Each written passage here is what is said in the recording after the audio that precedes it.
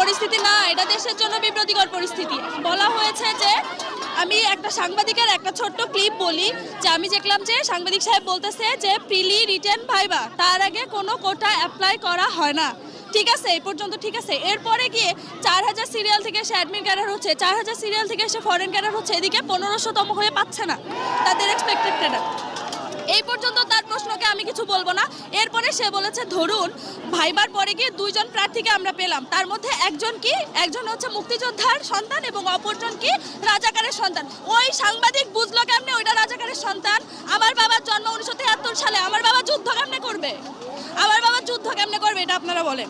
আমরা কিভাবে সাধারণ মানুষ যারা মুক্তিযুদ্ধে পার্টিসিপেশন করতে পারে নাই, যাদের বাবারা যাদের দাদারা, তারা যে রাজাকার হয়ে গেল এটার প্রমাণ কে দিবে? তারা রাজাকার কেন?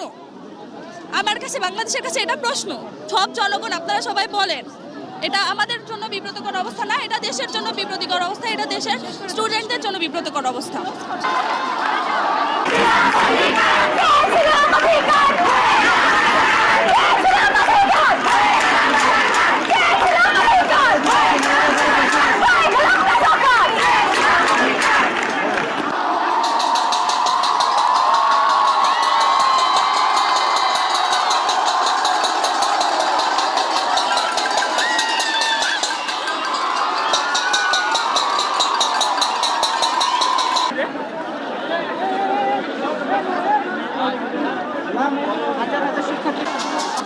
আসলে আমরা এখানে এসেছি আসলে যে একটা যৌক্তিক সংস্কারের জন্য আমরা এতদিন আন্দোলন করছিলাম।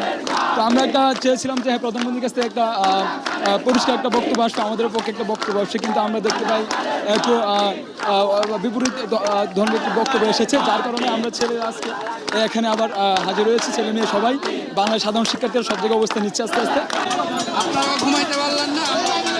আরে খেলা দেখতে দিলে না, খেলা দেখতে দিলে না।